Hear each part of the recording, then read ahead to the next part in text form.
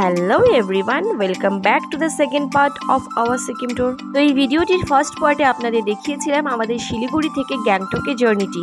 তো আজ আমরা গ্যাংটক থেকে কোথায় কোথায় যাচ্ছি ঘুরতে সিকিমের, তো সেটি দেখার জন্য অবশ্যই আপনাদের আমাদের সাথে থাকতে হবে এবং পুরো ভিডিওটি দেখতে হবে। তো এখন বাজে প্রায় সকাল 7টা। তো আমাদের জার্নিটা স্টার্ট হওয়ার কথা ছিল 6টা সাড়ে 6টার দিকে, কিন্তু এখানে ভোরবেলা থেকে প্রচণ্ড বৃষ্টি শুরু হয়ে গিয়েছিল বলে আমাদের টাইমটি একটু পিছিয়ে দিতে হয়েছিল। তো আমাদের যিনি ড্রাইভার ছিলেন, যার কথা আপনাদের এর আগের ভিডিওতে বলেছিলাম, তো তিনি চলে এসেছেন এবং ওই পারে আমাদের গাড়িটি রাখা ছিল এবং এখানে দেখতে পাচ্ছেন ওই যে উঁচু রাস্তাটা, সেটা দিয়ে আমাদের হোটেলে যেতে হয়। আজ আমরা যেখানে যাব তো সেখানে যাওয়ার জন্য কিন্তু অবশ্যই পারমিট দরকার। তো পারমিট ছাড়া সেখানে কেউ অ্যালাউড না। তো এই পারমিট বানানোর সব কিছু দায়িত্ব যিনি আমাদের ড্রাইভার ছিলেন তিনি নিয়েছিলেন। তো ওনাকে আমরা জাস্ট শুধু আমাদের ডকুমেন্টসগুলো আগে থেকেই আমরা হোয়াটসঅ্যাপে সেন্ড করে দিয়েছিলাম, তিনি পারমিট বানিয়ে রেখেছিলেন।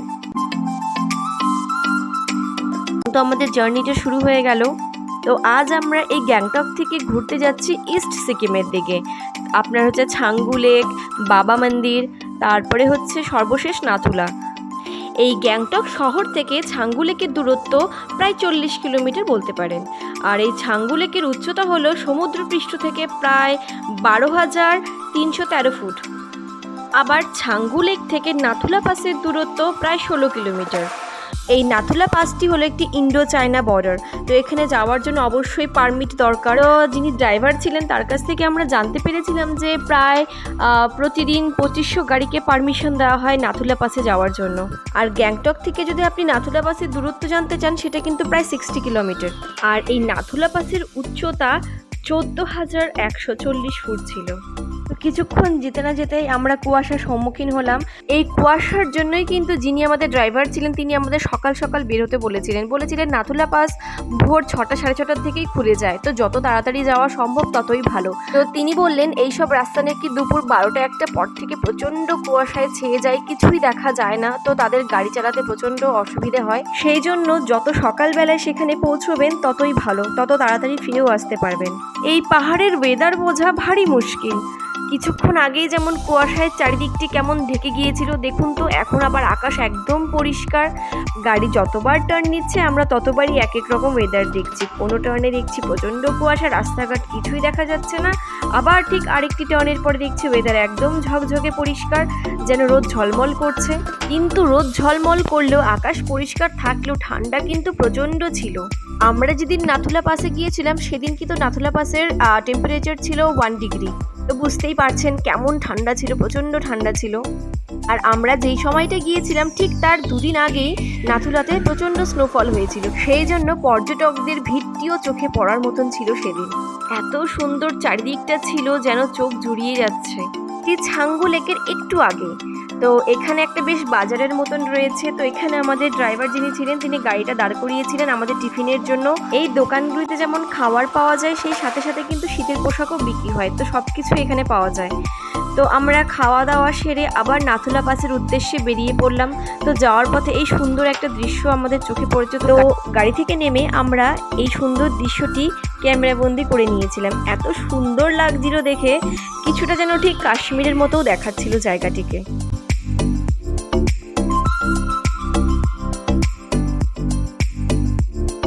তো কিছুক্ষণ সেই জায়গাটিতে সময় কাটিয়ে আমরা আবার বেরিয়ে পড়েছিলাম আমাদের ডেস্টিনেশনের উদ্দেশ্যে। ছাঙ্গু লেকের প্রায় কয়েক কিলোমিটার আগে আমাদের সমস্ত রকম ডকুমেন্টস ভেরিফাই করে আমাদেরকে দুটো ছাঙ্গু লেকে যাওয়ার জন্য পাস দেওয়া হয়েছিল। তো সেখানে ছাঙ্গু লেকের একটি ফটো এবং ডিটেল ছিল। তো দেখতে দেখতে আমরা চলে এসেছি ছাঙ্গু লেকের খুবই কাছে। তো এখানটা দেখতে পাচ্ছেন ইয়াক। তো এটা দেখলে সবাই বুঝতে পেরে যায় যে ছাঙ্গু লেকের কাছাকাছি আমরা পৌঁছে গেছি, কারণ অনেক লোকই সেই ছাঙ্গু লেকের সামনে এই ইয়াকের উপরে বসে অনেক ফটোশ্যুট করে। ছাঙ্গু লেকে কিন্তু রোপের ব্যবস্থাও রয়েছে, কেউ চাইলে সেটি উপভোগ করতে পারবেন। তো দেখতে পাচ্ছেন এই সামনে ছাঙ্গু লেক। তো এই ছাঙ্গু লেকটি ক্রস করে আমরা সামনের দিকে এগিয়ে যাব, কারণ ড্রাইভার বললেন যে তিনি সবার আগে নাথুলা পাসে যাবেন।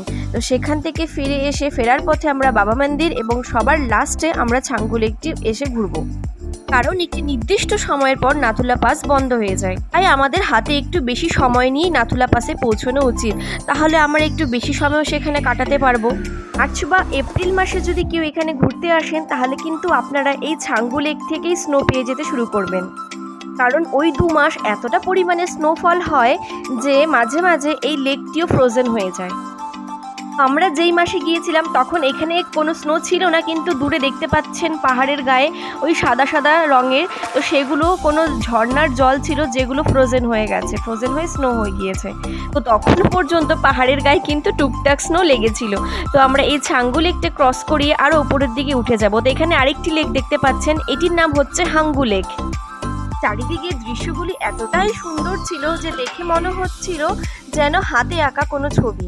তো সেই দৃশ্যগুলিকে এনজয় করতে করতে আপনার সময় যে কখন পেরিয়ে যাবে গাড়িতে বসে আপনারা বুঝতেই পারবেন না। ছাঙ্গু লেকটি ক্রস করার পর থেকেই আমরা টুকটাক স্নো পাহাড়ের গায়ে লেগে থাকতে দেখছিলাম। তো বোঝা যাচ্ছিল যে সামনের দিকে যতটা এগিয়ে যাব, যতটা উপরের দিকে উঠবো, ততটা স্নোয়ের পরিমাণটা আরও বাড়বে। আপনারা যদি কেউ লাইভ স্নোফলের এক্সপিরিয়েন্স করতে চান তাহলে অবশ্যই বলবো ফেব্রুয়ারি, মার্চ বা এপ্রিল মাসের দিকে যেতে। যদিও মার্চ মাসটাতে সবচেয়ে বেশি স্নোফল হয়, ফেব্রুয়ারি মাসে এতটাই স্নোফল হয় যে কোনো কোনো সময় সেই রাস্তাঘাটগুলি বন্ধ হয়ে যায় এবং সেখানে কাউকে অ্যালাউ করা হয় না। এই সিকিম ট্যুরটিতে আমরা আমাদের নিজেদেরকে কিন্তু খুব লাকি বলে কনসিডার করেছিলাম। কেন করেছিলাম সেটিও বলছি।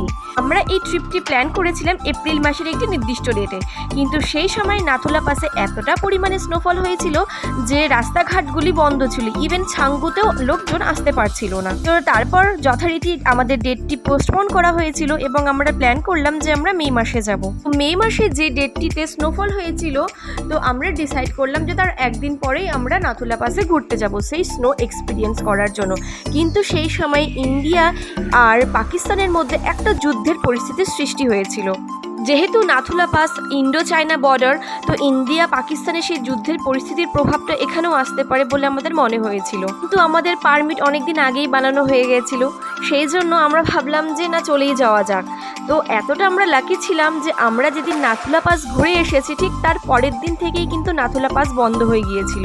আর যেদিন আমরা নাথুলাতে ঘুরতে গিয়েছিলাম সেদিন রাতেই কিন্তু অপারেশন সিন্দুরটি করা হয়েছিল। তো স্বাভাবিকভাবে সেই সারাদিনের পরিবেশটি, অর্থাৎ সেই নাথুলা পাসের পরিবেশটি কিন্তু বেশ একটা থমথমে পরিবেশ ছিল। আর আর্মিরাও ছিলেন সেদিন কিন্তু ভীষণ অ্যাক্টিভ। রাস্তায় একটু পরপরই কিন্তু আর্মিদের দেখা যাচ্ছিল এবং সেই আর্মিরা প্রত্যেকটি গাড়ি ভালো করে চেক করে তবেই তাদের সামনের দিকে এগোতে বলছিলেন এবং প্রত্যেকটা ট্যুরিস্টদের ভালো মতন করে ডকুমেন্টসগুলো তারা আবারও ভেরিফাই করে নিচ্ছিল। সেই ভিডিওগুলি কিন্তু আমি করিনি, অ্যাকচুয়ালি ইচ্ছে করেই করিনি।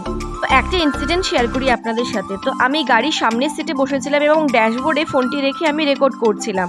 তো এক সময় সেই সোলজাররা দেখেছিলেন যে আমি ভিডিও করছিলাম, তো তখন তারা বাইরে থেকে ক্রস সাইন দেখিয়ে নট অ্যালাউড বলে দিয়েছিলেন। তো সঙ্গে সঙ্গে আমি ফোনটি নামিয়ে নিয়েছিলাম এবং ভিডিওটি সেখানেই ডিলিট করে দিয়েছি। তো তখন আমাদের ড্রাইভারদা বললেন যে আপনি শুধু আর্মিদের কোনো ফটো তুলবেন না বা ভিডিও করবেন না প্রাইভেসির জন্য, তো বাদবাকি আপনি চারপাশের ভিডিও করতে পারেন। তারপর থেকে যেখানে যেখানে আর্মিরা দাঁড়িয়েছিলেন তো সেই সব জায়গাগুলির ভিডিও আমি করিনি।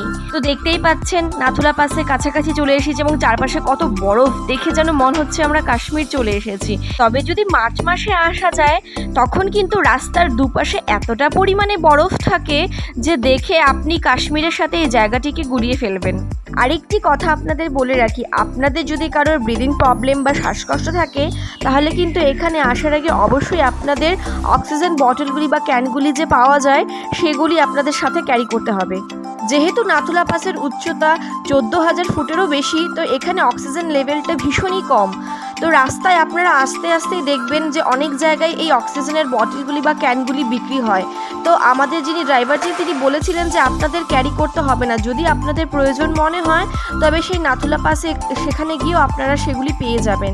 তো আমাদের সেই অক্সিজেন বটলগুলির প্রয়োজন বোধ মনে হয়নি বলে আমরা সেগুলি পরে আর পারচেসও করিনি। এখানে কিন্তু আপনাদের অনেকগুলি সিঁড়ি ভেঙে উপরে উঠতে হবে, তবেই কিন্তু আপনারা চায়না বর্ডার দেখতে পাবেন। সেদিন সেখানে ফটোজ বা ভিডিওস অ্যালাউড ছিল না বলে সেই বর্ডারের কোনো ফটোজ বা ভিডিওস তোলা পসিবল হয়নি। এই সিঁড়িগুলির পাশের গেট দিয়ে আমরা চলে এলাম এই জায়গাটিতে। চারিদিকটি এতটাই সুন্দর দেখাচ্ছিল যে আমি ভাষা হারিয়ে ফেলেছি এই জায়গাটি সৌন্দর্য বর্ণনা করার জন্য। এই স্নো দেখে মনে যে আনন্দ এসেছিল সেই অনুভূতিগুলি কিন্তু ভাষায় প্রকাশ করা ভারী মুশকিল।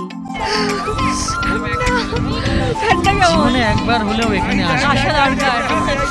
এক্সপিরিয়েন্স না না না। ভূস্বর্গের বাইরেও আরেক ভূস্বর্গ রয়েছে আমাদের উত্তরবঙ্গে ভূস্বর্গ। যেহেতু আমি পাহাড় বরাবরই ভালোবাসি, তাই আমার ছোটবেলা থেকেই এক স্বপ্ন ছিল যে আমি পাহাড়ে যাব এবং স্নো এক্সপিরিয়েন্স করব এবং এই বরফগুলো নিয়ে আমি খেলবো। তো সেদিন মনে হচ্ছিল আমার স্বপ্ন যেন পূরণ হলো, থ্যাঙ্কস টু মাই হাজব্যান্ড। তো আমাদের ড্রাইভার আমাদের হাতে 40-45 মিনিটের মতন সময় দিয়েছিলেন জায়গাটিকে এনজয় করার জন্য বা এক্সপ্লোর করার জন্য। কিন্তু আমরা বরফ দেখে বলতে পারেন এতটাই পাগল হয়ে গিয়েছিলাম যে আমরা সেখানে প্রায় 1.5 ঘন্টার মতন ছিলাম।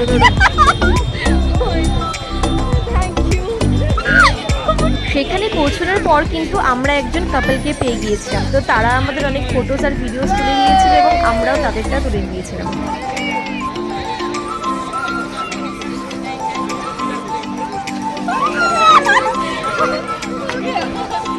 প্রায় 1.5 ঘন্টা নাথুলা পাসে থাকার পর এবার আমরা বেরিয়ে পড়লাম বাবা মন্দিরে যাওয়ার জন্য। এই বাবা মন্দিরটি নাথুলা পাস এবং ছাঙ্গু লেকের মিডিলে অবস্থিত। নাথুলা পাস থেকে এই বাবা মন্দিরের দূরত্ব প্রায় 8 কিলোমিটার। এই বাবা মন্দির কিন্তু বাবা হরভজন সিং মন্দির নামে পরিচিত। বাবা হরভজন সিং একজন ইন্ডিয়ান সোলজার ছিলেন। তিনি 1968-এ নাথুলা পাসের কাছে শহীদ হয়েছিলেন। তিনি কিন্তু এই নাথুলা পাসের নায়ক হিসেবেও বেশ পরিচিত। বাবা হরভজন সিং এর অনুসরণকারীরা আজও বিশ্বাস করেন যে তিনি অন্যান্য সৈন্যদের স্বপ্নে এসে বা তাদের বিভিন্ন সংকেতের মাধ্যমে তাদের বিপদ থেকে রক্ষা করে যান। তো কথা বলতে বলতে পৌঁছে গেলাম বাবা মন্দির। তো মন্দিরে ঢোকার আগেই উল্টো পাশে রয়েছে এক বিশাল আকার মহাদেবের মূর্তি। তো এই মূর্তিটির এখানে উঠতে গেলে আপনাকে প্রায় 40 থেকে 50টা সিঁড়ি ক্রস করে উপর উঠতে হবে। নাথুলা পাস থেকে ফেরার পর আমরা দুজনেই এতটা টায়ার্ড ছিলাম যে এই 40-50টা সিঁড়ি বেয়ে ওপরে ওঠার শক্তি আমাদের আর শরীরে ছিল না, তাই আমরা আর সেখানে উঠিনি। সুতরাং নিচ থেকে আমরা দুজনেই মহাদেবের মূর্তিটি প্রণাম করে নিয়েছিলাম। উপর থেকে দেখা যাচ্ছে নিচ দিয়ে একটা ছোট নদী বয়ে গিয়েছে। এখন আমরা যাচ্ছি বাবা মন্দির। এই ইন্ডিয়ান ফ্ল্যাগ।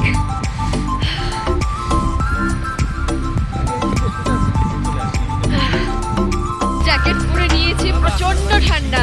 মঞ্জিল নট মন্দির, মঞ্জিল, প্রচন্ড ঠান্ডা।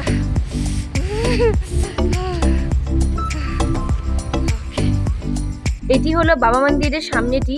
তো এখান থেকে এখন আমরা ভেতরে প্রবেশ করব। আর ভেতরে প্রবেশ করার সাথে সাথে আমরা দেখতে পেলাম বাবা হরভজন সিং এর একটি মূর্তি। মন্দিরটিতে প্রবেশ করার পর দেখতে পেলাম যে মন্দিরের ভেতরে 3টি কক্ষ রয়েছে।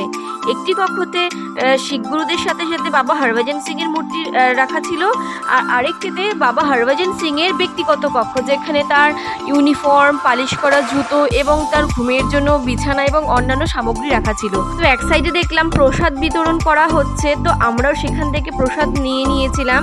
তো প্রসাদ হিসেবে দেওয়া হচ্ছিল মুড়ি আর বিভিন্ন রকমের ড্রাই ফ্রুটস। তো মন্দিরটিতে প্রায় 15-20 মিনিট থাকার পর আমরা আবার বেরিয়ে পড়লাম ছাঙ্গু লেকের উদ্দেশ্যে। তো নাথুলা থেকে ফেরার পথে আমরা বুঝতে পারছিলাম যে আমাদের দুজনের শরীরটি একটু একটু খারাপ করছে। যাওয়ার পথে আমাদের শরীরে যতটা এনার্জি ছিল, যতটা এক্সাইটমেন্ট ছিল, ফেরার পথে সেটি আর ফিল করতে পারছিলাম না। বিশেষ করে আমার শরীরটি বেশি খারাপ হয়ে গিয়েছিল, মাথা ঘোরাচ্ছিল এবং বমি বমি পাচ্ছিল, আর সাথে মাথা ব্যথা তো ছিলই। শরীরটি আমার এতটাই খারাপ ছিল যে ছাঙ্গু লেকে নেমে আমায় ভিডিও করতে হবে এই কথাটি আমার মাথাতেই ছিল না। সেই জন্য সেখানে জাস্ট আমরা কয়েকটা 2-4টা ফটো তুলে 5 মিনিটের মধ্যে আমরা আবার গাড়িতে এসে পড়েছিলাম। তো আমাদের যিনি ড্রাইভার ছিলেন তিনিও অবাক হয়ে গিয়েছিলেন যে আমরা এত তাড়াতাড়ি চলে এসেছি। যে কটি ফটো আমরা তুলেছিলাম তো এই ভিডিওতে আমি অ্যাটাচ করে দিচ্ছি, আপনারা দেখে নিতে পারবেন। তারপর হোটেলে এসে আমরা বেশ অনেক ঘন্টা রেস্ট নিয়ে একটু ঘুমিয়ে রাত প্রায় 8:30টার দিকে রেডি হয়ে আবার এমজি মার্গের উদ্দেশ্যে রওনা দিয়েছিলাম। কিন্তু আমরা অর্ধেক রাস্তা যেতে না যেতেই হোটেল থেকে আমাদের ফোন চলে আসে যে রাত 9টায় নাকি ব্ল্যাক আউট হয়ে যাবে, তো আমাদের ফিরে আসতে বলা হয়েছিল।